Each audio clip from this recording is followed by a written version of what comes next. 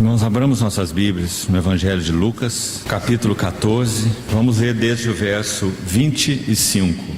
Grandes multidões o acompanhavam, e ele, voltando-se, lhes disse: se alguém vem a mim e não aborrece a seu pai e mãe e mulher e filhos e irmãos e irmãs e ainda a sua própria vida, não pode ser meu discípulo.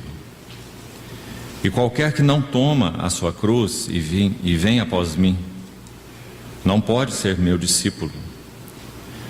Pois qual de vós, pretendendo construir uma torre, não se assenta primeiro para calcular a despesa e verificar se tem os meios para concluir?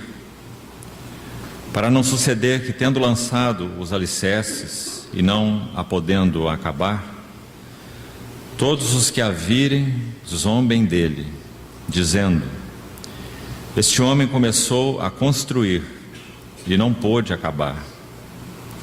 Ou qual é o rei que, indo para combater outro rei, não se assenta primeiro para calcular se, com 10.000 homens, poderá enfrentar o que vem contra ele com 20.000?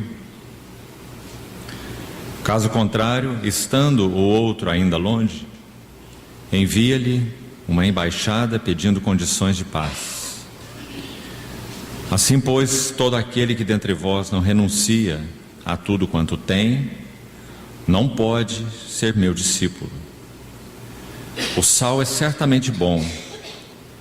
Caso, porém, se torne insípido, como restaurar-lhe o sabor? Nem presta para a terra e nem mesmo para o monturo. Lançam-no fora. Quem tem ouvidos para ouvir, ouça. Vamos orar.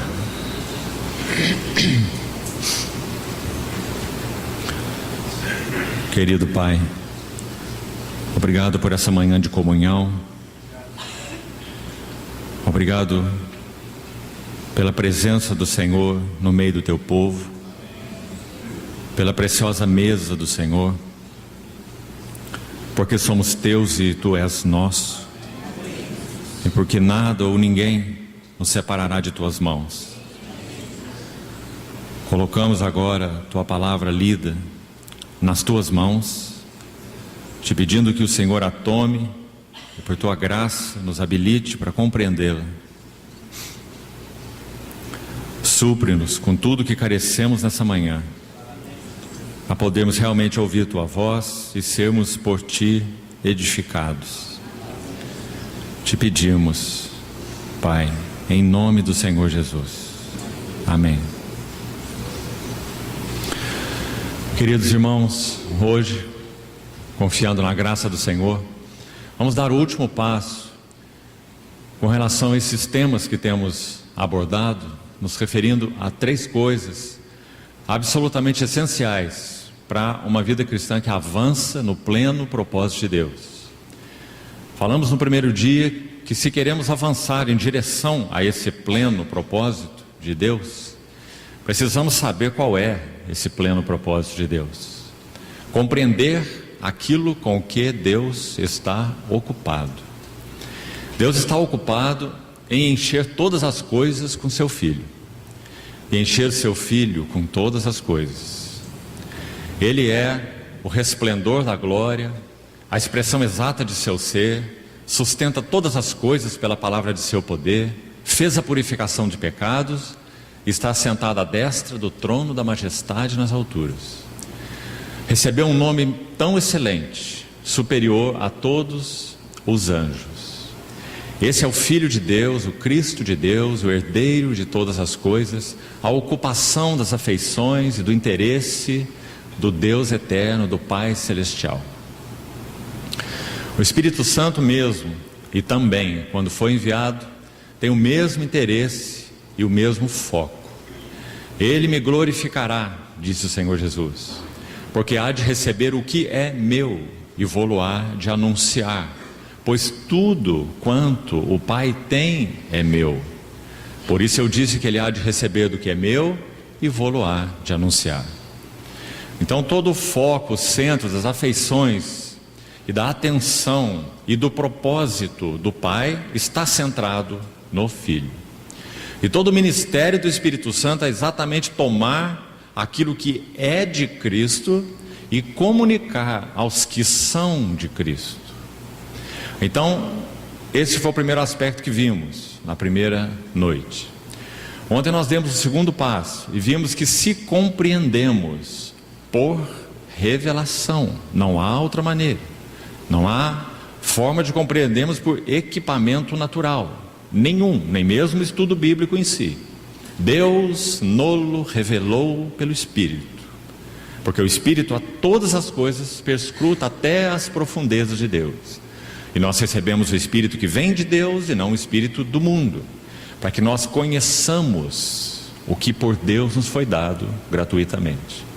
Então o método de Deus para compreendermos e termos entendimento espiritual e não apenas intelectual é o Espírito Santo rasgar o véu do nosso entendimento e nos dar compreensão espiritual. Um servo de Deus do passado já disse, buscando nos ajudar com relação ao que seria revelação, ele disse assim: revelação é uma abertura feita pelo Espírito Santo no reino da realidade espiritual contida na pessoa de Cristo. Quando o Espírito Santo abre esse reino da realidade espiritual, o reino do que é, então nós somos levados a tocar a verdade espiritual em si mesma. E quando nós tocamos a verdade espiritual no que ela é, isso se chama revelação. A revelação coloca em nós uma distinção extremamente importante com relação a tudo, a diversas coisas. Deixe-me citar uns exemplos. Quando Paulo compreendeu o primeiro passo que demos, e o segundo, compreendeu e então foi levado a cooperar com Deus naquilo que Deus está ocupado. Vimos ontem esse tema. Quando isso ocorreu com a vida de Saulo de Tarso, podemos dizer que uma balança íntima foi instalada no seu homem interior. E essa balança tem um significado espiritual maravilhoso. Veja, por exemplo, quando ele escreve na sua epístola segunda aos Coríntios, no capítulo 4, nos versos 17 e 19, ele diz assim: ainda que o nosso homem exterior se corrompa, nosso homem interior se renova de dia em dia. Porque a nossa leve e momentânea tribulação produz para nós eterno peso de glória, acima de toda comparação, não atentando nós nas coisas que se veem, mas nas que se não veem, porque as que se veem são temporais, e as que se não veem são eternas. Você viu essa balança espiritual no interior de Paulo, onde ele pesava todas as coisas? Coisas que se veem em um lado da balança, coisas que se não veem no outro lado da balança. As que se veem são temporais, as que se não veem são eternas. Em Romanos 8 ele diz assim: o pendor da carne é inimizade contra Deus, não se inclina, não está sujeito à lei de Deus e nem de fato o pode estar. Ele diz que aquele que se inclina, então, esse pendor significa inclinação, aquele que se inclina para a carne cogita das coisas. Observa a ênfase dele nessa palavra coisas, coisas que se veem, coisas que se não veem, as coisas temporais e as coisas eternas. 2 Coríntios 4. Aqui em Romanos 8, aqueles que se inclinam para a carne cogitam das coisas da carne, mas os que se inclinam para o Espírito, das coisas do Espírito. De novo ele fez uma separação: coisas que se veem, coisas que se não veem, coisas da carne, coisas do Espírito. Mas ainda há muito mais nesse homem que recebeu revelação. Colossenses 3: pensai nas coisas lá do alto, onde Cristo vive assentado à destra de Deus, não nas que são aqui da terra. Coisas do céu, coisas da terra. Mais um exemplo, Filipenses 3: deixando as coisas que para trás ficam e avançando para as coisas que diante de mim estão, prossigo para o alvo, para o prêmio da soberana vocação de Deus em Cristo Jesus.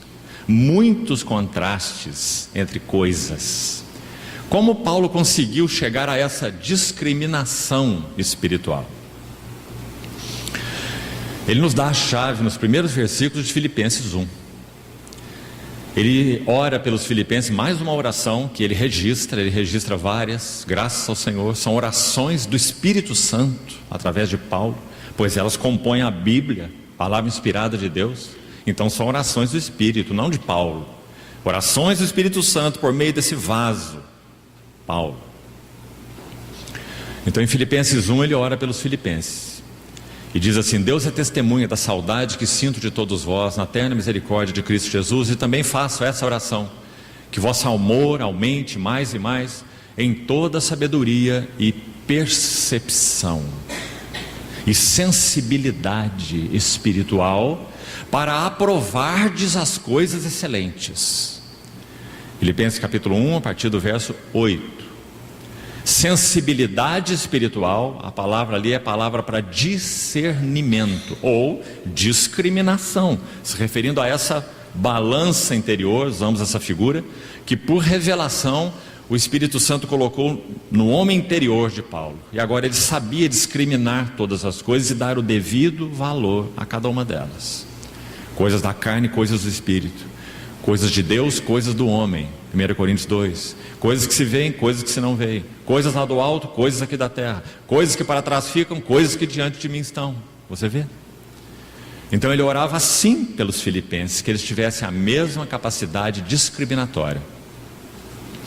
E quem poderia conceder a eles? Somente o Espírito Santo.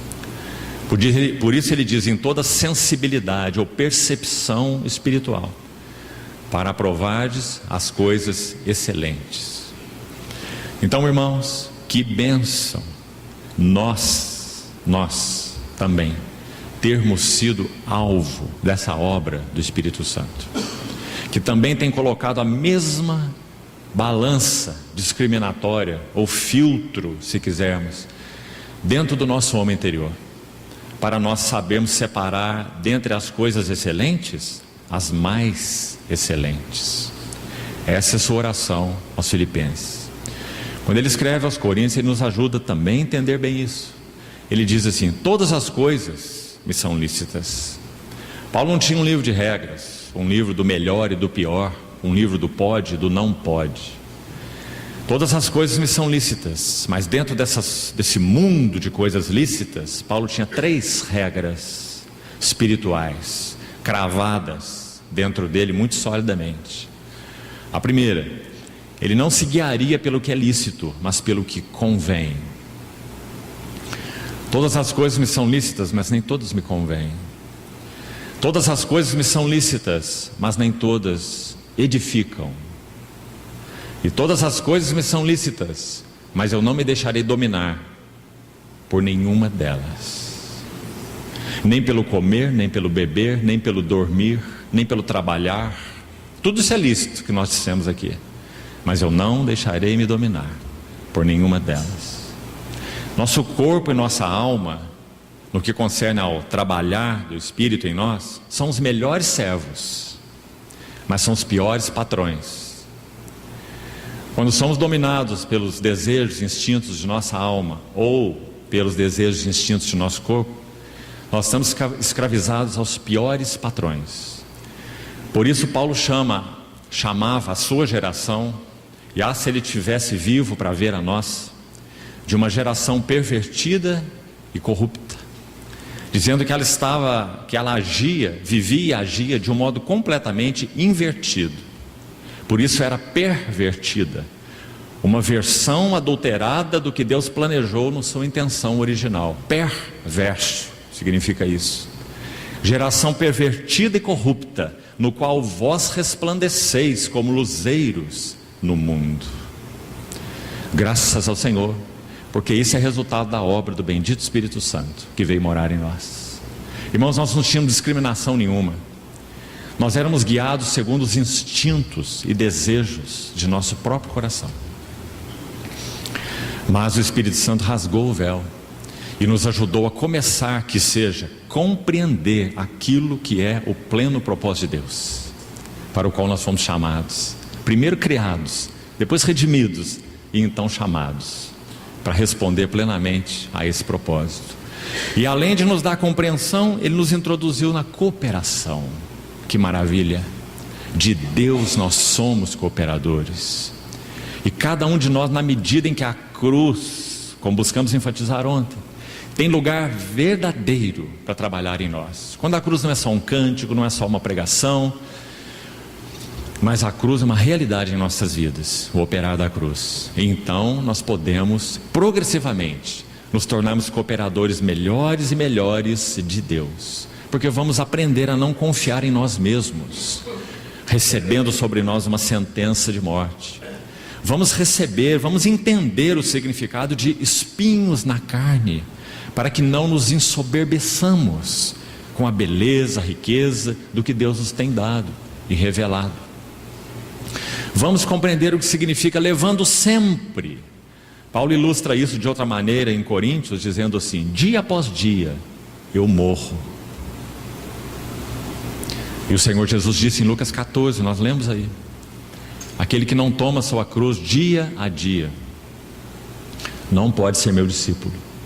Então, levando sempre no corpo o morrer de Jesus, para que a vida de Jesus, veja que não é negativo, irmão, querido irmão, não é, podemos dizer, mórbido ou até macabro, se você quiser. Nunca veja a cruz dessa maneira, porque esse não é o trabalho da cruz. A cruz sempre tem dois lados, um lado sombrio e o lado luminoso. A espada afiada do Espírito sempre tem dois gumes, o gume da morte e o gume da ressurreição. Agora, se você coloca essa espada, se essa espada penetra o seu coração, é impossível que os dois gumes não penetrem. Não há como uma adaga de dois gumes penetrar você e um gume ficar de fora. Os dois gumes têm que entrar. Um gume opera a morte, porque há muito lixo dentro de nós. Nós somos como aqueles poços que Abraão cavou e que os filisteus entulhavam, e que Isaac entendeu a sua responsabilidade de desentulhar os poços que o seu pai Abraão cavara, e que foi entulhado pelo filisteu, que na Bíblia é uma figura de duas coisas: do eu e da imitação espiritual. Então nós temos muitas escórias dentro de nós nesses dois sentidos, no que se refere à nossa vida independente do eu e das imitações espirituais, das coisas que achamos que são e não são. Então só a obra da cruz pode tirar os entulhos dessas cisternas, para que então a água viva possa fluir, levando sempre no corpo o morrer de Jesus. O trabalho da cruz, por um lado, é nós agarrarmos a palavra que Deus nos tem falado, não necessariamente nas reuniões. A palavra, reuniões é uma parte disso, uma parte extremamente importante, mas é uma parte. A palavra que o Senhor tem falado ao teu coração, no teu quarto secreto, na tua vida com Ele, na tua relação com Ele, no seu caminhar dia a dia, na sua vida íntima, na sua consciência, no seu coração, Deus tem falado. Então, quando nós agarramos a palavra que Deus nos tem falado, nós estamos dizendo sim à palavra do Senhor. E a palavra do Senhor requer esse sim de nossas vidas, para então trabalhar nos nossos corações. Nunca se deixe enganar, em dias tão desafiadores que vivemos como igreja, de achar que a obra de Deus vai ser realizada em sua vida com você com braços cruzados. Abandone essa ideia, porque ela nunca foi bíblica. Graça barata. O Espírito Santo nos deu graça, nós não tínhamos nada. Ele nos deu graça, luz e visão, para que nós respondamos aquilo que Ele nos tem dado. Importa que nos apeguemos com mais firmeza às verdades ouvidas, para que delas jamais nos desviemos. A palavra que ouviram não lhes aproveitou, porque não foi acompanhada com a fé naqueles que a ouviram. Não há nenhum problema com a palavra de Deus, nunca houve. A palavra de Deus é viva e eficaz. Mas há problema, muitas vezes, com os corações que a ouvem. Por isso nós lemos no último versículo que lemos de Lucas 14: quem tem ouvidos, ouça. 7 vezes o Espírito Santo disse isso a cada uma das igrejas da Ásia. Quem tem ouvidos, ouça o que o Espírito diz às igrejas. Hebreus 3:7. Hoje, se ouvires a sua voz, não endureçais os vossos corações. 3 vezes esse versículo é repetido nos capítulos 3 e 4 de Hebreus. Foi extraído do Salmo 95. 3 vezes ele é repetido. Veja a ênfase do Espírito Santo. Hoje, se ouvires sua voz, não endureçais os vossos corações. Então, queridos irmãos, levando sempre no corpo o morrer de Jesus, tornarmos realmente cooperadores de Deus, para concluirmos o que dizíamos ontem à noite, depende, por um lado, de a palavra de Deus encontrar lugar real de penetração nos nossos corações, perfurar-nos. Então nós vamos agarrar essa palavra e dizer: amém, Senhor. Sim, Senhor. Esse sou eu, Senhor. Esse és tu, Senhor. Despe-me dessas vestimentas de cima, como nosso Senhor fez naquele lava-pés em João 13. Tirou suas vestimentas de cima e lavou os pés do discípulo. Vestimenta de cima é bastante simbólico. Fala de tudo que nós carregamos e que forma a nossa personalidade, externamente falando. Então nosso Senhor tirou aquela vestimenta de cima, vestiu-se, cingiu-se com aquela toalha, tomou a bacia, lavou os pés do seu discípulo, nos mostrando o caminho do serviço, o caminho da cooperação com Deus, porque nosso Senhor conhecia o caminho da cruz. Então, o trabalho da cruz, por um lado, é realizado pela palavra. Amemos a palavra de Deus, meditemos, estudemos, conheçamos a palavra de Deus.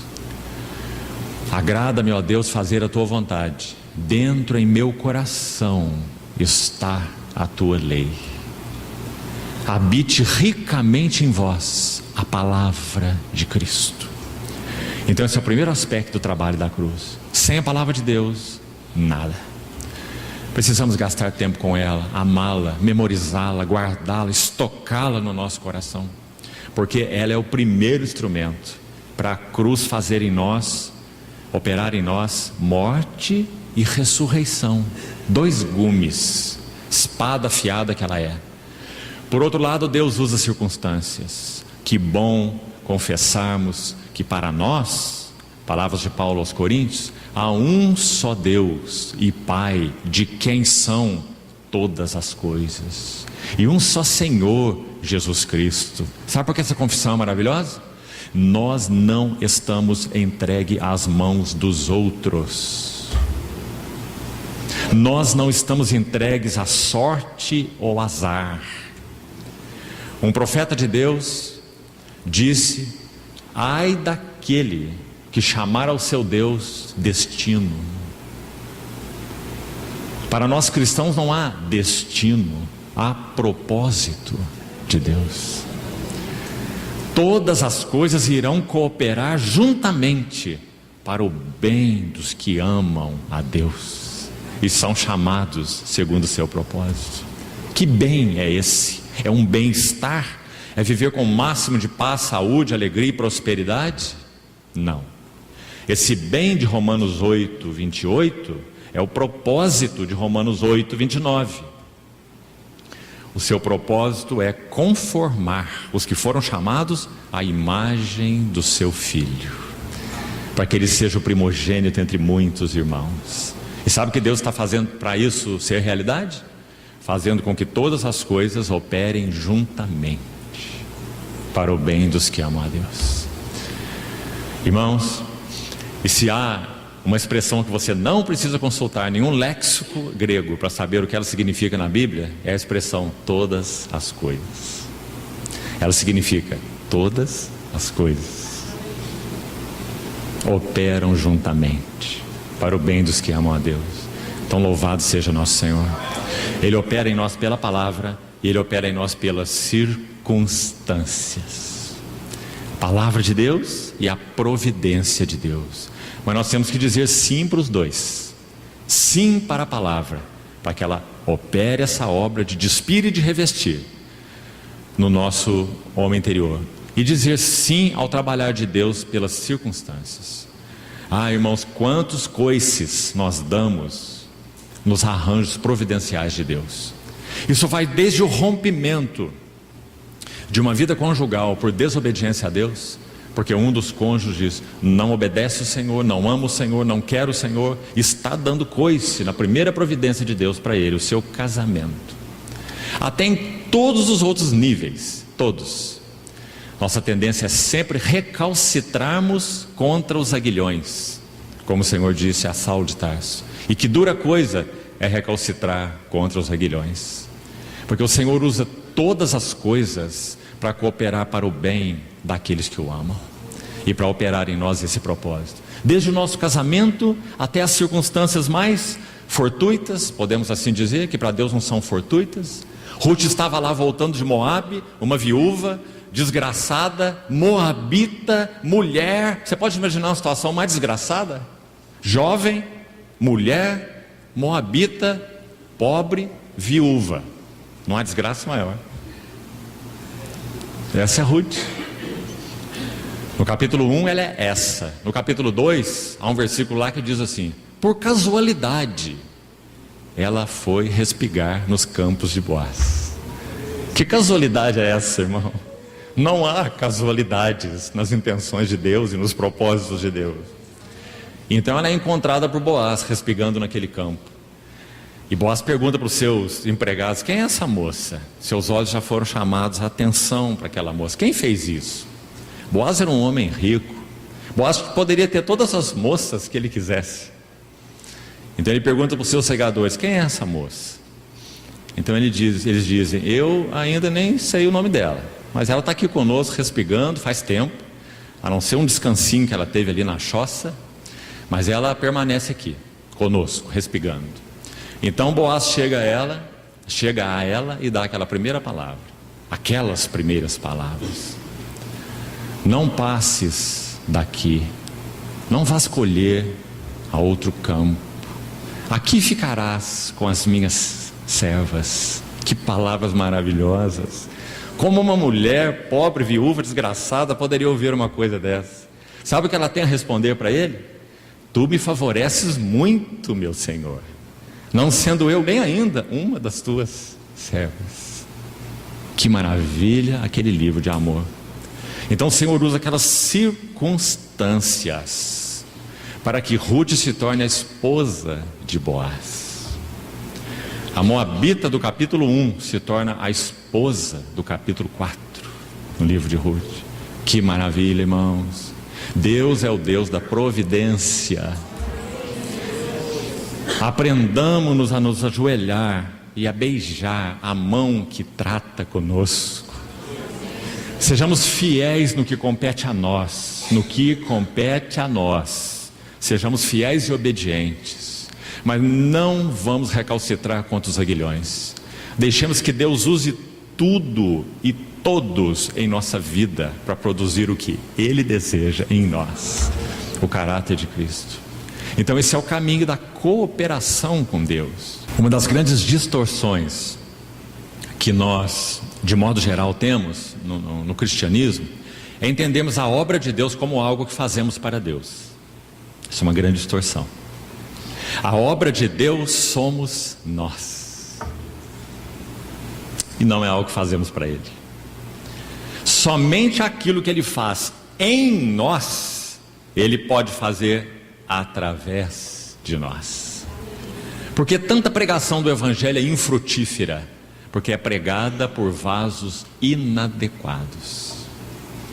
À medida que o Senhor pode forjar o vaso, então o trabalho do Espírito é eficiente. A obra de Deus somos nós. Então, queridos irmãos, nós buscamos compartilhar um pouco disso ontem pela noite. Hoje, com a ajuda do Senhor, vamos dar o último passo, compreendendo aquilo com que Deus está ocupado, cooperando com a sua ocupação. Nós então precisamos conhecer o custo e o conflito. E o texto que nós lemos, você viu, é muito claro sobre esse assunto. Vamos um pouquinho em alguns versículos desse texto que lemos em Lucas 14. Abra, por favor, nesse capítulo. Lucas 14, verso 25. Grandes multidões, assim começa o versículo. Irmãos, para qualquer pessoa em que essa expressão soasse, seu coração de cobiça, seus olhos enganosos, já teriam aí uma alegria imediata. Imagine o Senhor Jesus seguido por grandes. Uma multidão já é uma coisa grande, né? Agora, grandes multidões é um povo enorme. Grandes multidões o acompanhavam. E ele, voltando-se, lhes disse. O que nosso Senhor está fazendo aqui? Nosso Senhor tinha um grande esforço, ele sempre teve, em provar as multidões. Um grande esforço. Sabe por quê?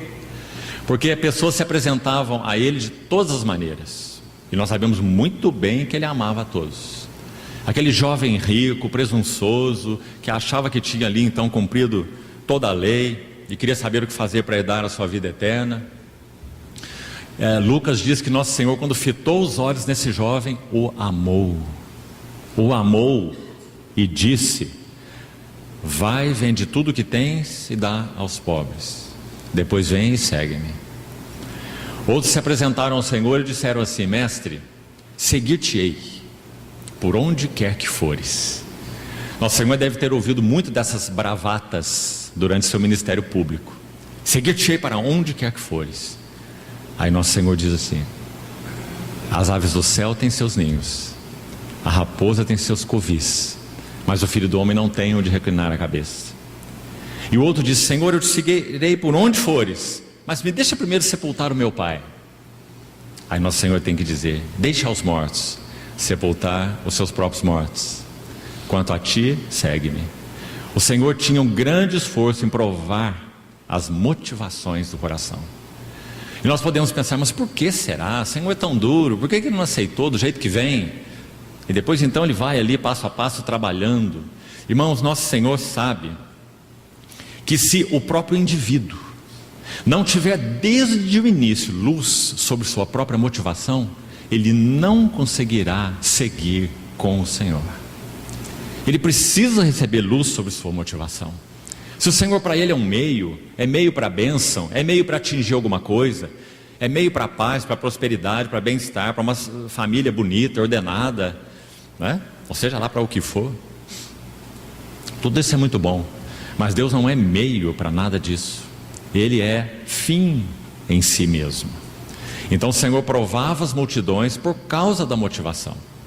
Então segue o versículo assim: se alguém vem a mim e não aborrece seu pai e mãe e mulher e filhos e irmãos e irmãs e ainda a sua própria vida, não pode ser meu discípulo. Talvez nós tenhamos que ser reajustados na nossa compreensão do que significa o que o Senhor está falando, porque o sentido da palavra do Senhor foi muito drástico e muito claro. Por um lado, corremos o risco de não compreender, mas por outro lado, talvez um risco maior de nós tornarmos menor o que o Senhor disse. Ele está querendo dizer o que ele disse, então não vamos tornar menor o que o Senhor falou. Ele está falando sobre separação mesmo. Em Mateus capítulo 10 ele disse assim: eu não vim trazer paz à terra, eu vim trazer espada. Será que o Senhor está usando figuras de linguagem? Não, porque ele continua explicando: eu vim causar divisão. Mas não pode. Então o Senhor não causa divisão, mas ele disse que causa. Eu vim causar divisão entre o homem e a sua mulher, o pai e o seu filho. Mateus capítulo 10. Os inimigos do homem serão os da sua própria casa. Nosso Senhor foi muito claro. Então, irmão, sem entrar nas minúcias desse texto, porque precisamos seguir, uma coisa importante aqui: o que o Senhor quis dizer com a seriedade do que ele disse.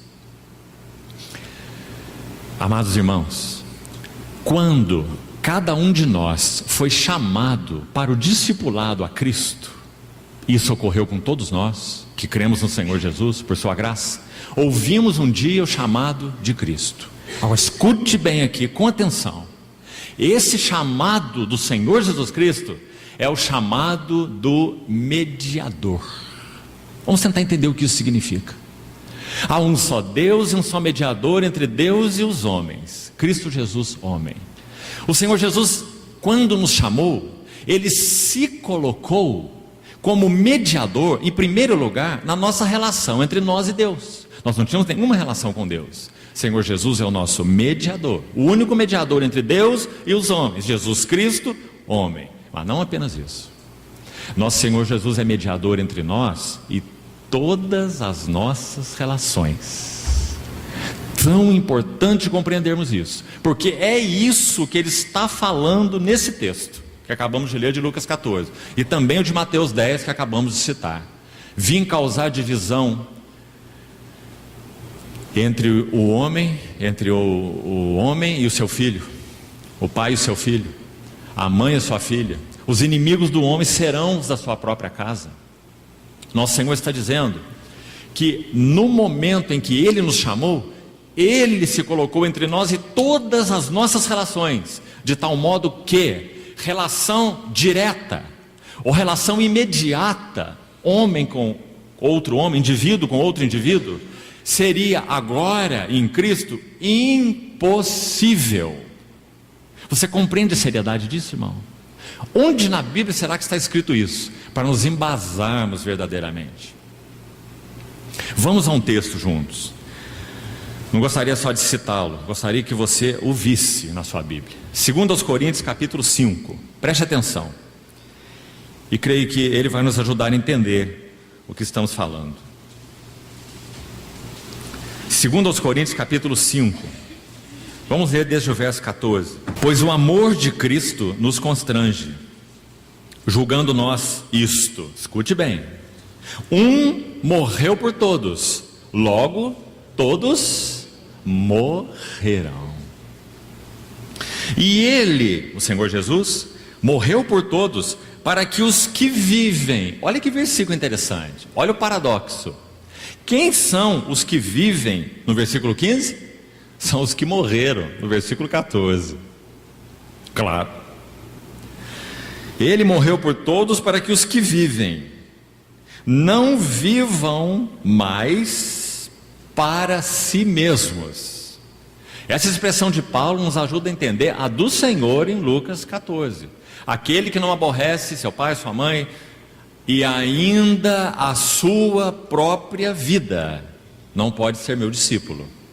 Então Paulo está dizendo que ele morreu por todos para que os que vivam não vivam mais para si. Essa frase interpreta o que significa amar a sua própria vida. Amar a sua própria vida é viver para si, para os seus interesses, para os seus planos, para as suas metas, para o seu propósito, para si mesmo. Não vivam mais para si mesmos, mas vivam para aquele que por eles morreu e ressuscitou. Agora aqui no verso 16 está nosso foco. E uma frase aqui extremamente importante. Olhe, se você ainda não notou na sua Bíblia. Assim que, então Paulo está tirando uma conclusão para aqueles que já morreram em Cristo, porque pertencem a Cristo. Sabendo isto, foi crucificado com Cristo o nosso velho homem. Isso é verdade para todos nós. Podemos ainda não ter tido esse entendimento espiritual, infelizmente, essa revelação clara de que nós estamos mortos, separados para tudo que não é Deus, porque nós fomos incluídos com Cristo na sua morte. E que verdade maravilhosa é essa, e que libertação, e que segurança ela nos dá. Então Paulo vai tirar uma conclusão dessa verdade, que nós morremos com Cristo. E a conclusão é, olhe de novo para o verso 16. Assim que nós, então por conclusão, por consequência, daqui por diante, a ninguém conhecemos segundo a carne. Tem como ser mais claro, irmão? O Senhor Jesus, quando nos chamou, o seu chamado é o chamado do mediador. Ele se colocou, quando nos chamou, entre nós e todas as nossas relações. Em primeiro lugar, Ele colocou-se entre nós e a nossa relação com Deus, que nós não tínhamos. Ele é um mediador entre Deus e os homens. E também colocou-se entre nós e todas as nossas outras relações. Então aquilo que chamamos de relação direta uns com os outros, indivíduo com indivíduo, relações imediatas, são ilusão. Para o cristão não há relações imediatas. O que isso significa? Significa que nós só podemos ter relacionamentos verdadeiros, que têm significado, que têm realidade, no mediador. Assim nos relacionamos uns com os outros. Pense sobre um casamento. Se marido e mulher não têm a sua relação no mediador, não tem relação nenhuma. São dois amigos, até onde se pode dizer, na mesma casa, tentando viver da melhor maneira possível, distribuir tarefas e cumprir responsabilidades. Mas não há uma relação genuinamente espiritual, porque para o verdadeiro cristão não se pode estabelecer nenhuma relação verdadeiramente espiritual que não seja no mediador. E foi isso que nosso Senhor Jesus quis ensinar para os seus discípulos. Irmãos, essa é uma verdade maravilhosa e cheia de implicações. Por isso nosso Senhor falou: vim causar divisão, porque Ele é o mediador de todos os relacionamentos. Creio que isso precisa ficar muito claro. Daqui por diante a ninguém conhecemos segundo a carne, e se antes conhecemos a Cristo segundo a carne, já agora não o conhecemos deste modo. E assim, se alguém está em Cristo, veja, se alguém está em Cristo, nós os que cremos estamos em Cristo, Ele nos chamou, e esse chamado é o chamado do mediador. Então aquele que está em Cristo é uma nova criação. E agora então essa frase complementa o que estamos falando: as coisas antigas já passaram, e eis que então agora em Cristo tudo se fez novo. Ah, que maravilha, irmão! Que o Senhor nos leve a compreender, a meditar calmamente no significado do Senhor Jesus como mediador. Sabe uma implicação direta dessa verdade? Preciosíssima, para nos encorajar na oração.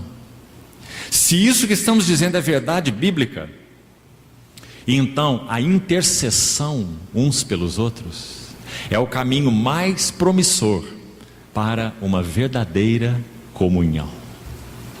Nós queremos ter comunhão verdadeira uns com os outros? Intercedamos uns pelos outros, porque nós só podemos ter relacionamentos espirituais genuínos no mediador. Ah, irmãos, de um lado ou de outro, quantos cristãos têm essa experiência crua, nua e crua, nos seus relacionamentos desses que foram chamados pelo Senhor? Quantos exemplos práticos poderíamos citar sobre o que estamos falando, dessa verdade? Veja, por exemplo,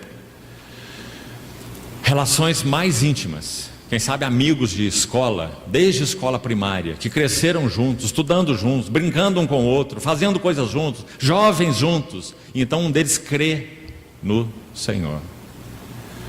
Aquele seu grande amigo, aquele que talvez ele poderia chamar de o seu melhor amigo, agora ele não tem mais. É impossível que ele tenha com ele aquele relacionamento que ele tinha.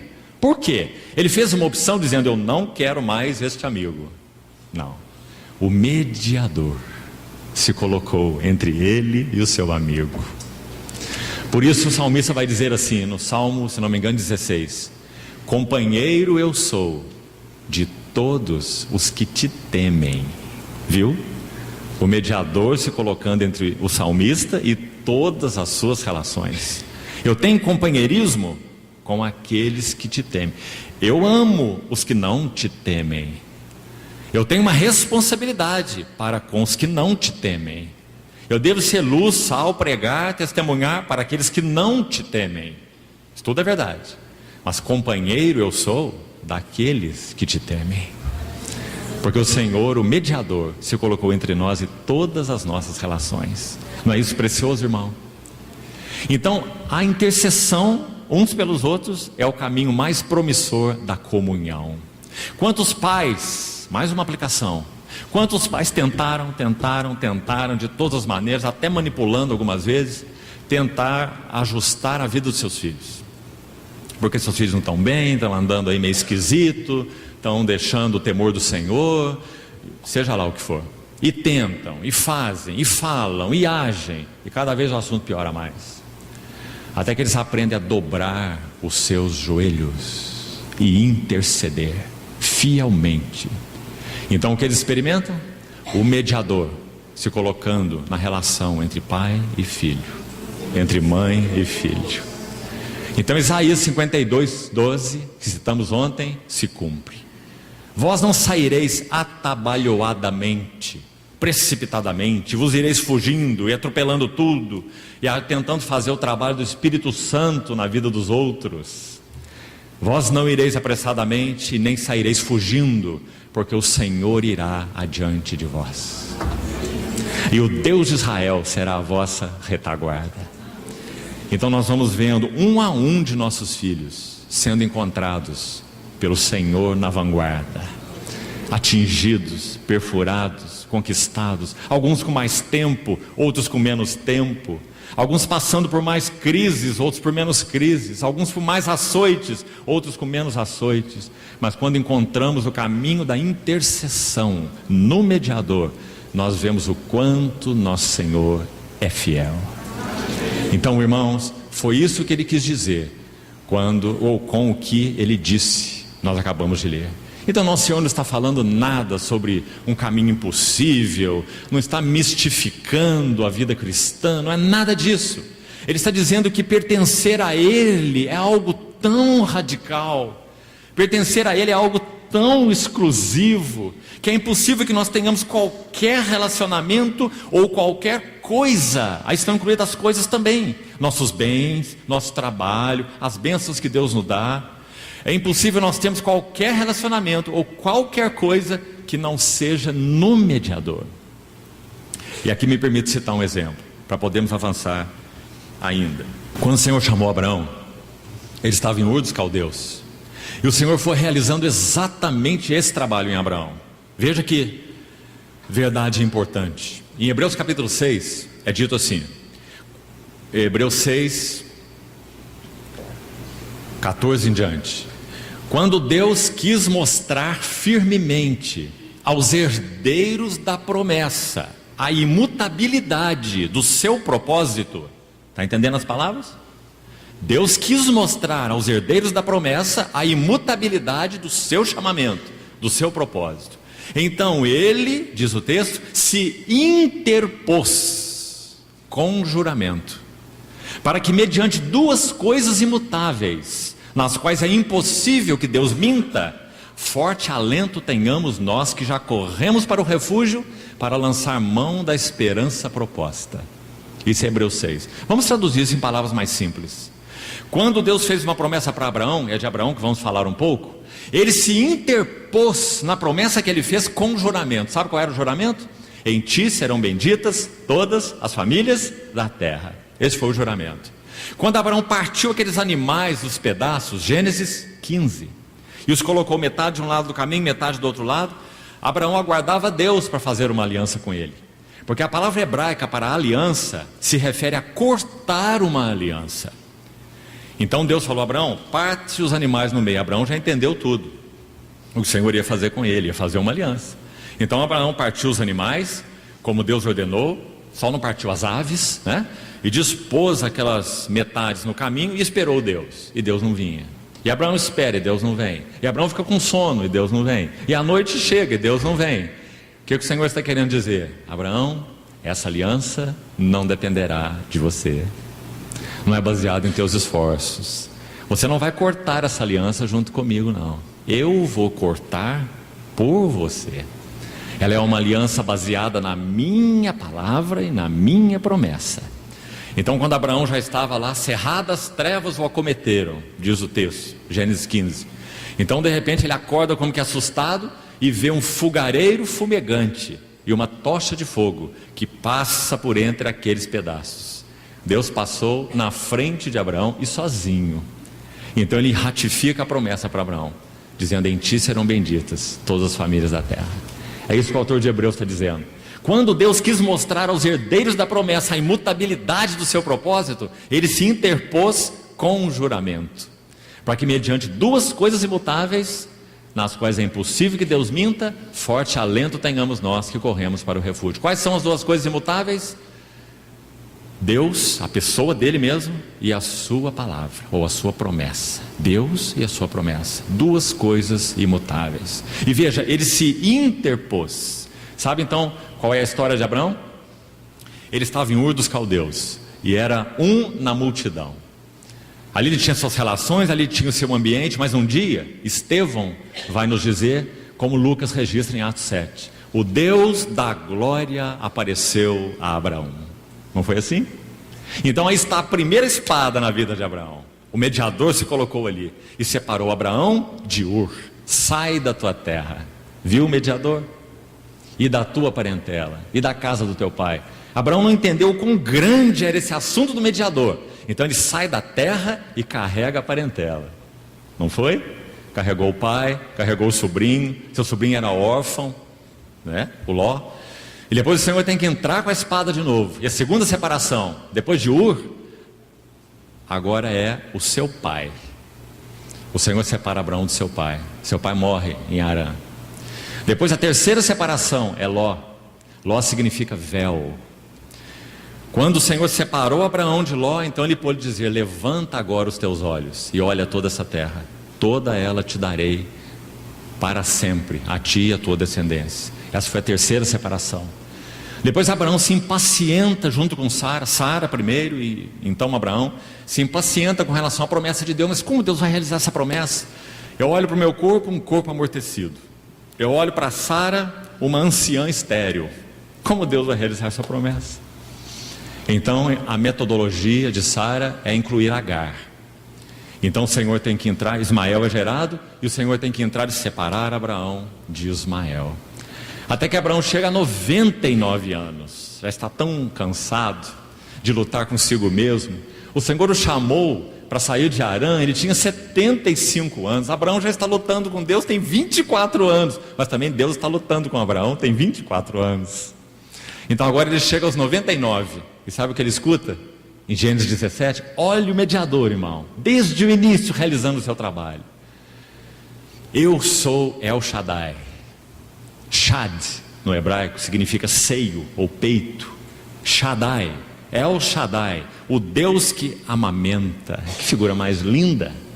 Eu sou o Deus que supre. Eu sou o Deus que nutre. Anda na minha presença e ser perfeito. Então a partir daí Ismael é separado logo em seguida. Mas ainda falta uma última separação. Escute bem.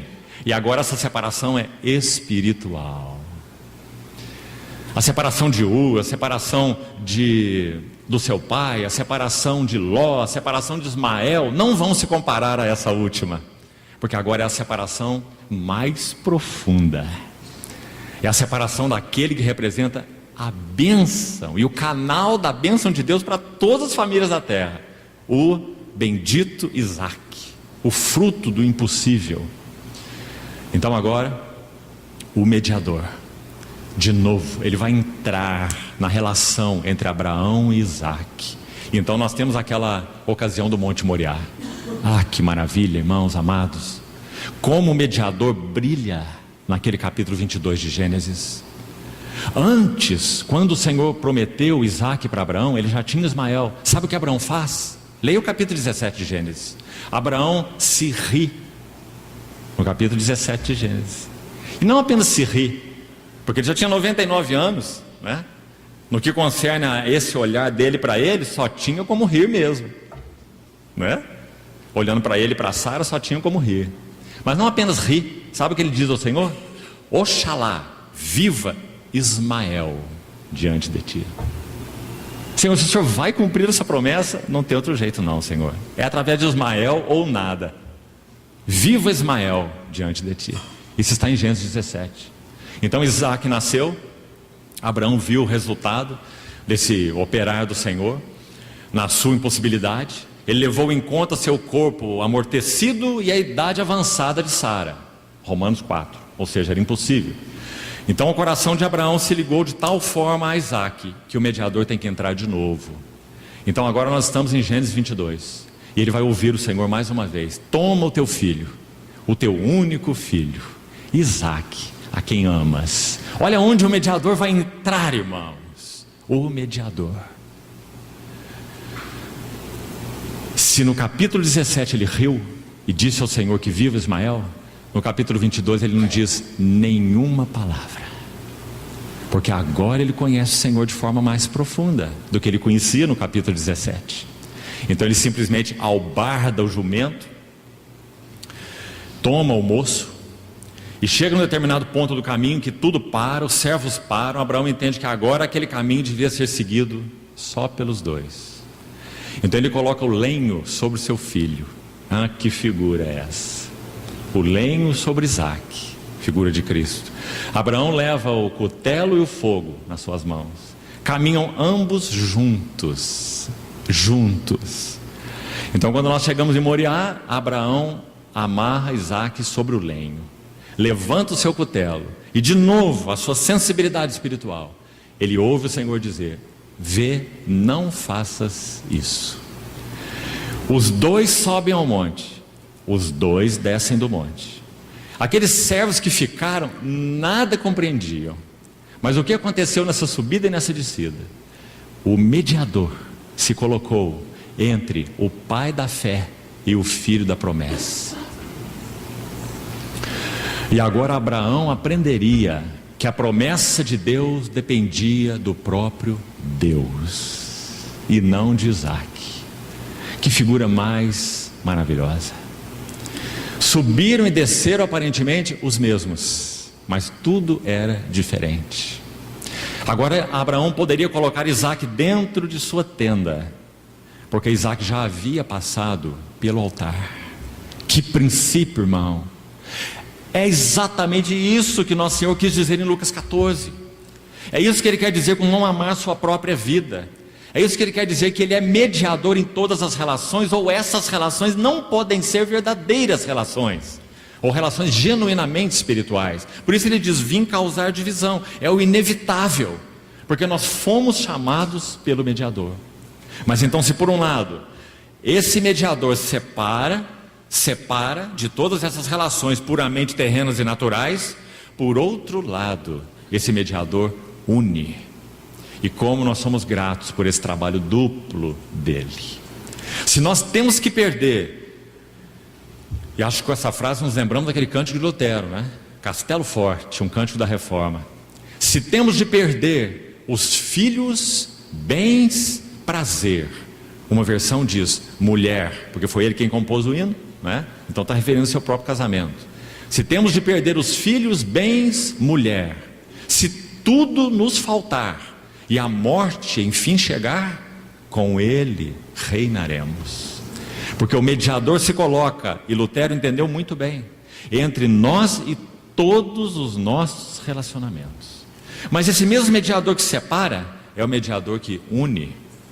Então em Marcos 10, quando os discípulos, não entendendo nada a respeito do caminho da cruz, nada sobre o que nós estamos falando, eles não entendiam nada sobre o que nós estamos falando nessa manhã, e estavam disputando glórias e tronos. Nosso Senhor com seu semblante intrépido, indo em direção a Jerusalém, e eles disputando tronos. E vem a mãe de Tiago, num dos evangelistas diz assim, o outro não cita sua mãe, você tem que combinar os relatos. Então o que parece, uns relatos combinados, é que vem a mãe e vem os dois filhos. Quem sabe vem a mãe na frente e vem os dois atrás. Mas os dois não são adolescentes, os dois são homens. Que situação quase ridícula, não é? E aí essa mãe faz um pedido ao Senhor. Na verdade ela não faz um pedido, ela manda que o Senhor mande.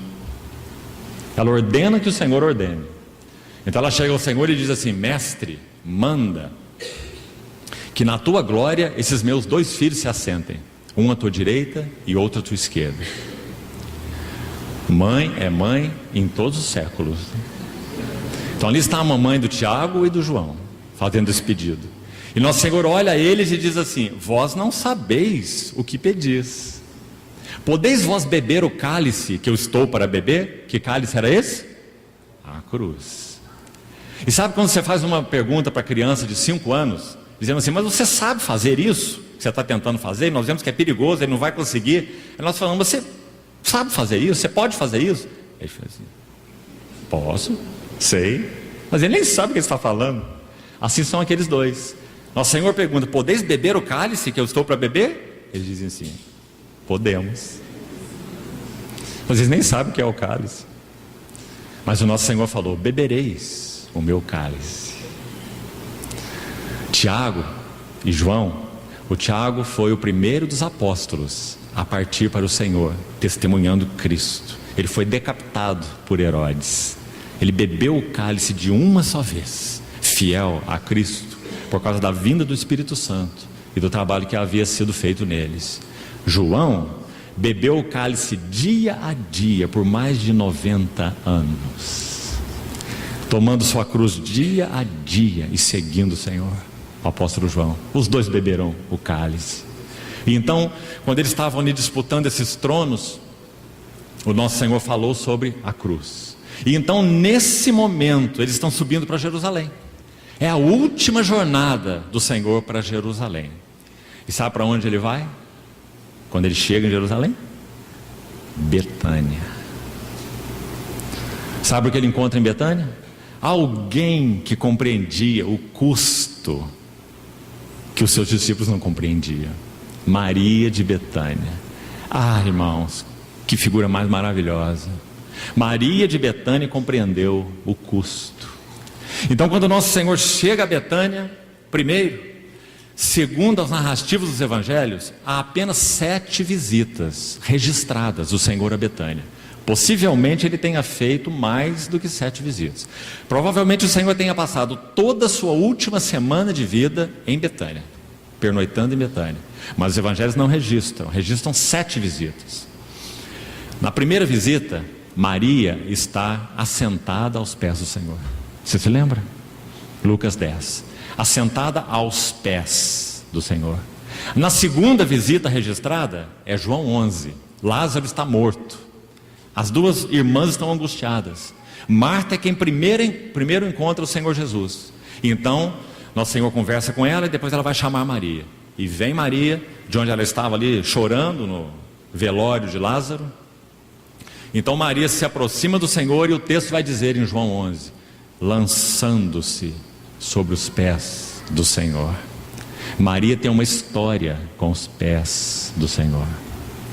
Assentada aos seus pés, lançando-se aos seus pés, lançando sobre ele toda a vossa ansiedade, porque ele tem cuidado de vós.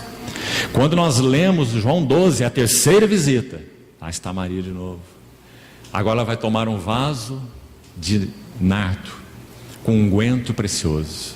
Irmão,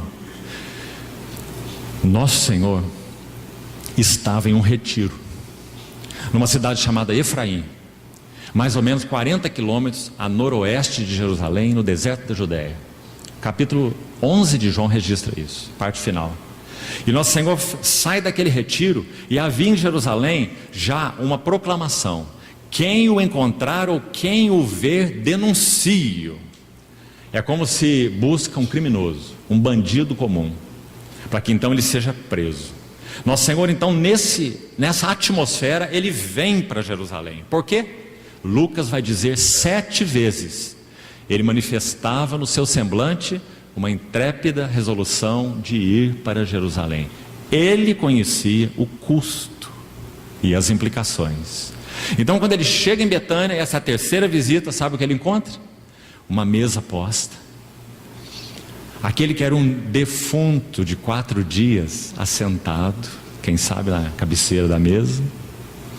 Eles não tiveram tempo nem de agradecer o Senhor depois que Lázaro foi ressuscitado, porque o Senhor ressuscitou Lázaro e ocultou-se da presença deles, para que não houvesse estardalhaço nenhum em torno da pessoa do Senhor, e foi para o seu retiro. Então em João 12 ele vem para Betânia, ele encontra ali uma mesa posta e Lázaro na mesa. Interessante esse Lázaro, não tem nenhuma frase de Lázaro no Novo Testamento. Você já viu alguma palavra de Lázaro? Lázaro não disse nada, porque ele não precisava dizer. Lázaro era aquele que andava e o seu andar era um testemunho. Porque você imagina no povoado de Betânia um defunto de 4 dias circulando pela cidade. Então esse era o Lázaro. Então Lázaro estava lá na mesa posta.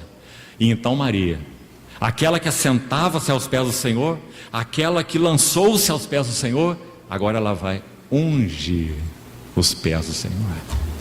Irmão, escute isso. O vaso de alabastro em si já era precioso. Ele era importado, ele vinha do Egito, já tinha um valor. Dentro do vaso havia um unguento que Marcos, no capítulo 14, chama de preciosíssimo, muito precioso. É difícil transportar valores daquela época para hoje, muito difícil, quase impossível. Porque não é só questão de transferir valor de moeda, implica em outras coisas mais. Mas sugere-se, estudiosos, que aquele perfume custava em torno de 10 mil reais, no valor de hoje. Então Maria coloca aquele perfume no seu frasco e sela com cera, porque assim se fazia, para que o odor não exalasse. Quando que uma mulher usava esse bálsamo? 2 ocasiões. Primeira, para sepultamento, para suplantar o cheiro da morte. Na hora de embalsamar o corpo, usava-se o nardo para sepultamento. O outro lugar, o motivo, usava-se para as núpcias. 2 aplicações tão diferentes, não é? Para embalsamar um morto ou para uma noite de núpcias, o mesmo nardo. Maria, quando tomou aquele nardo e ungiu o Senhor disse: ela se antecipou para o meu sepultamento. O outro sentido das núpcias, esse frascozinho era colocado no colar da noiva, e quando ela ia para as bodas, para a noite de núpcias, então ela tirava o seu frasco do colar, quebrava o pescocinho do frasco, era ranhurado já próprio para isso, e derramava o nardo sobre os lençóis, para que o ambiente ficasse cheio daquele perfume precioso na noite de núpcias. Você compreende o que Maria está fazendo? Quando ela quebra o seu frasco, ela está dizendo: Senhor, Tu és para mim o mais precioso. Quando ela quebra o seu frasco e derrama o nardo sobre a cabeça e os pés, se você combinar todos os relatos, ela unge tanto a cabeça quanto os pés. Quando ela unge a cabeça e os pés do Senhor, ela está dizendo: Senhor, quando estiveres morto, não poderás saber do meu amor por Ti. Quando ela unge a cabeça do Senhor, ela está dizendo: Senhor, Tu és a minha cabeça. Quando ela unge os pés do Senhor, ela está dizendo: Senhor, eu sou a Tua serva. Quando ela enxuga os pés do Senhor com os seus cabelos, 1 Coríntios 11 vai nos dizer que o cabelo é a glória da mulher. Quando ela enxuga os pés do Senhor com seus cabelos, ela está dizendo: Senhor, recebe toda a glória. Esse é o sentido da unção de Maria de Betânia. Agora, sabe quando ela faz isso? Lucas 18, versos 31 a 34, vão dizer que os seus discípulos nada compreendiam acerca dessas coisas, e o sentido disso lhes era encoberto. Ninguém pôde conhecer as aflições do coração do Senhor, a não ser Maria de Betânia. Nenhum dos seus discípulos. Que coisa preciosa é essa, irmãos. Seus discípulos, ao contrário, quando Judas disse: esse perfume precioso poderia ser vendido por 300 denários e dado aos pobres, o que ele quis dizer? Que o Senhor era um meio para que pobres fossem alcançados e fossem abençoados. Então o Senhor vai dizer: deixai-a, ela praticou boa ação para comigo, porque os pobres sempre os tendes convosco, mas a mim nem sempre me tendes. O que o Senhor quis dizer? Sempre que o Evangelho for pregado em todo o mundo, será contado o que ela fez para a memória sua. Será que esse versículo é claro para nós? Em outras palavras, o Senhor está dizendo: ela compreendeu qual é o objetivo de eu ter me feito carne. Ela compreendeu qual é o objetivo do Evangelho. Não é nos tornar abençoadores de pobres. O objetivo do Evangelho é nos levar a nos derramarmos aos pés do nosso Senhor Jesus. Esse é o objetivo do Evangelho. É claro que por consequência, ele cumpre outras funções, entre elas abençoar aqueles que nada têm. Mas esse não é o objetivo do Evangelho. Então, queridos irmãos, concluindo aqui, quando nós lemos esse texto de Lucas capítulo 14, nosso Senhor Jesus, quando prova as multidões, fica muito claro que o que ele buscava era exatamente isso: mostrar que ou esses relacionamentos seriam estabelecidos no mediador, no discipulado a Cristo, ou eles não teriam nenhum significado. A própria presença do mediador no coração dos seus discípulos seria separação em todos esses relacionamentos.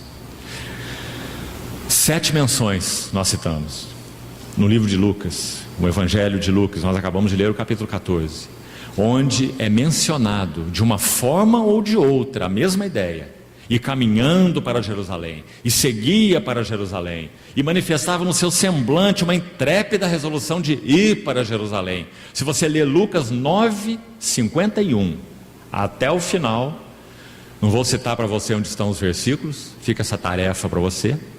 Você vai ver 7 menções, incluindo Lucas 9:51, onde é dito que o Senhor caminhava em direção a Jerusalém, seus 6 últimos meses de vida.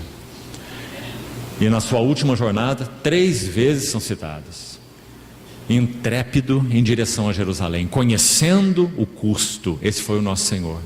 Irmão, abra sua Bíblia, por favor, em Isaías capítulo 50. Nós estamos enfatizando o custo ligado à pessoa do Senhor por um motivo muito simples, irmãos. Se esse é o caminho dele, nenhum outro poderá ser o nosso caminho. Isaías 50, verso 5: o Senhor Deus me abriu os ouvidos, e eu não fui rebelde, não me retraí. Escute agora: ofereci as costas aos que me feriam, e as faces aos que me arrancavam os cabelos. Não escondi o meu rosto dos que me afrontavam e me cuspiam, porque o Senhor Deus me ajudou, pelo que não me senti envergonhado. Agora escute essa frase, tão linda, irmãos. Quando nós partimos o pão na mesa do Senhor, quão importante nos lembrarmos desses versículos que estamos lendo, por causa da determinação santa, da determinação amorosa, ousada, firme do Senhor em cumprir a alegria do coração do seu Pai em primeiro lugar, conduzindo muitos filhos à glória. Veja só: por isso, verso 7, eu fiz o meu rosto como uma pederneira, e sei que não serei envergonhado. Perto está o que me justifica. Sabe o que essas palavras significam? Irmãos queridos, tendemos tanto a ver o nosso Senhor Jesus, o mediador, como Deus e não tanto como homem. Todo homem ou mulher, homem, gênero humano, recua diante do sofrimento. Há que se vencer muito dos instintos naturais para se dispor ao sofrimento. Ninguém se dispõe ao sofrimento. Basta uma simples e pequena dor de cabeça para nós já nos dizermos apavorados. Esse é um instinto natural. Há um recuo inevitável do nosso ser interior, do que somos, diante do sofrimento. Aqui é dito no versículo 7 que lemos, que o nosso Senhor Jesus fez, veja, uma determinação que Ele tomou: fiz o meu rosto como uma pederneira, e sei que não serei envergonhado. Sabe por que isso? Porque aqueles espinhos iam perfurar sua fronte, porque aquele caniço ia ser golpeado sobre a sua cabeça. Quando ele estava com aquele manto escarlate, já tão ferido e açoitado, vestiram-nos com aquele manto de rei, um manto cor escarlate, e batiam na cabeça dele com o caniço, e diziam: profetiza-nos, quem te bateu? E diz o texto que também lhe davam bofetadas ou socos.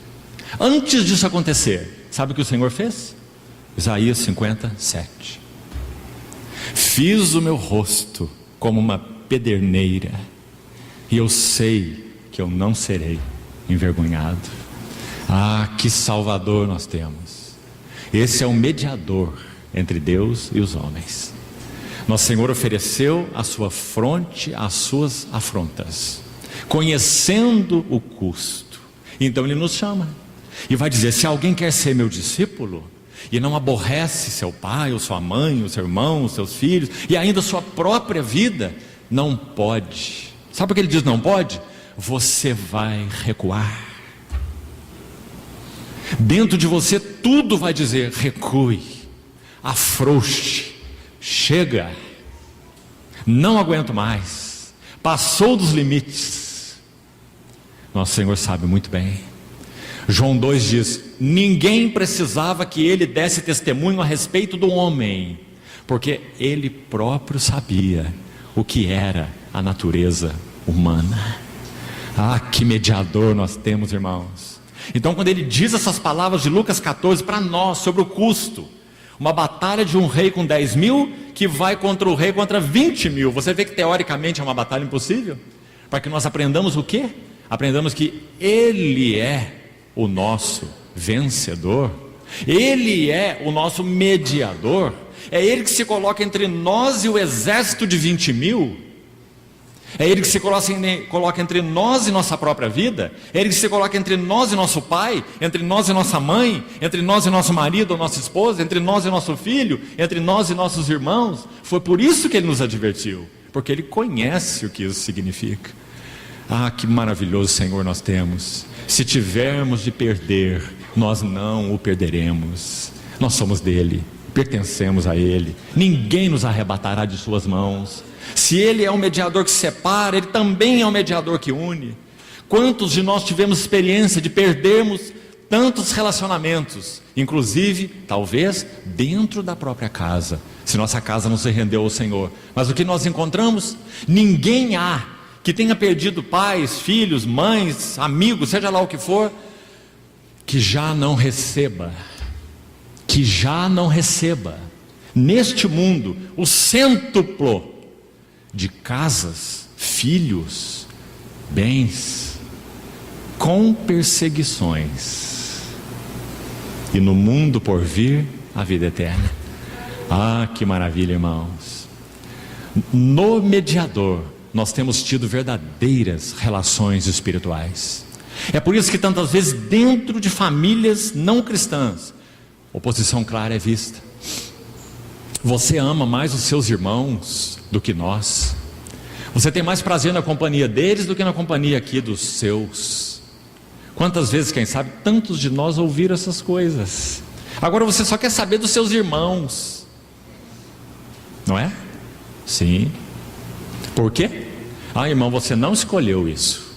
Foi porque o mediador, Senhor Jesus, que te chamou, é o mediador que colocou entre você e todas as tuas relações, porque Ele é o mediador. Mas esse que separou também é aquele que une. Bendito seja o Senhor. Agora, irmãos, para concluirmos, nosso tempo já se alarga, eu queria ler um outro texto, que em 2 outras ocasiões nós já lemos, que tem sido de encorajamento para muitos irmãos. Agora é com relação ao conflito, porque nós demos o nome desse nosso último tópico, como conhecer o custo, e já falamos bastante até aqui sobre o custo, mas também conhecer o conflito, não foi assim? Então escutemos juntos, então terminamos, um texto sobre o conflito. Não há certeza, não podemos ter aqui certeza absoluta de quem escreveu esse texto, porque ele é citado em uma outra obra e quem o cita não menciona de quem ele é, mas é um texto do século passado. Então escute o que esse irmão disse com muita atenção sobre o conflito do nosso chamado a Cristo, o conflito na nossa cooperação com o Senhor, o conflito no nosso comprometimento com o Senhor. Então ele diz assim: antes da vinda do Senhor haverá muito engano e muito erro, e se fosse possível, até os escolhidos seriam enganados. A aparência de piedade aumentará, a fé diminuirá, por causa de falsos credos engendrados por Satanás.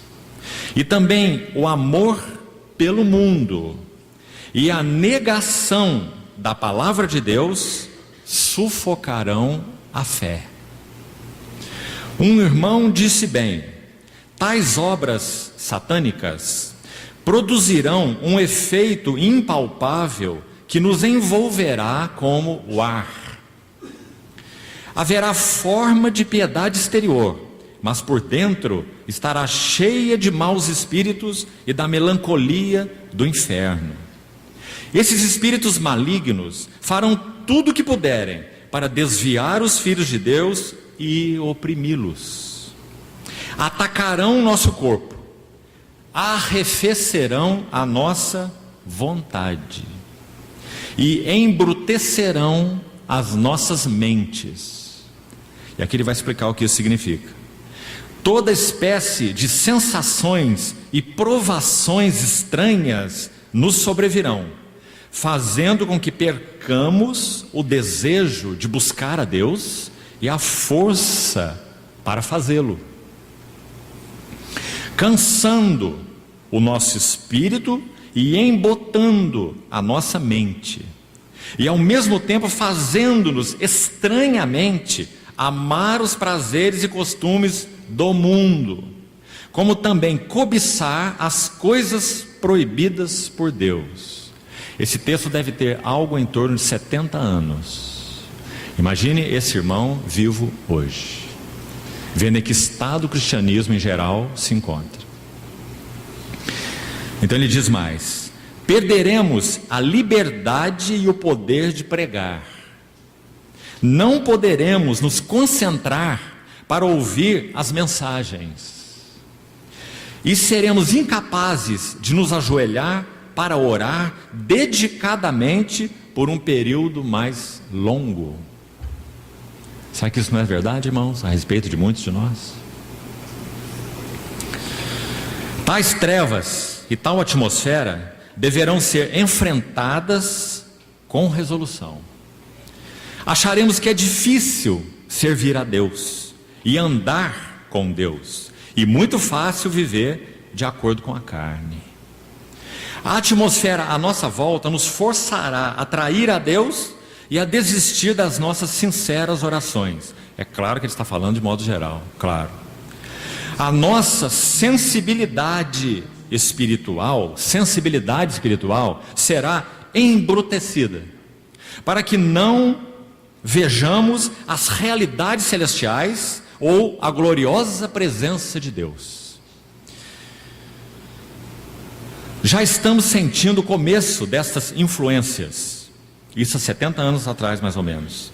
A concupiscência do mundo tece uma extensa rede de muitas maneiras à volta do cristão. Muitas coisas que em gerações passadas eram inimagináveis estão sendo agora praticadas sem nenhuma restrição. Muitos lugares de adoração, escute isso, muitos lugares de adoração não só resistem à entrada de coisas espirituais, bloqueando reavivamentos, mas também introduzem toda espécie de festejos e coisas duvidosas. Naturalmente, reconhecemos que ainda há lugares abençoados por Deus, mas, examinando a situação da igreja no mundo como um todo, não deixa de ser um quadro digno de pena. Tendo visto essas coisas, não podemos deixar de clamar à igreja de Deus que se levante, que desperte e que retorne à comunhão com Deus, e que agrade ao Senhor no tempo que ainda lhe resta. Estejamos preparados para comparecer diante do tribunal de Cristo e apresentar ali o nosso caso. Que texto atual, irmãos, e que desafio para nós. Daniel 7:25, que já comentamos também em outras ocasiões, usa uma palavra aramaica. Livro de Daniel, metade hebraico, metade aramaico. Daniel 7:25 usa uma palavra muito específica e com ela nós vamos concluir aqui.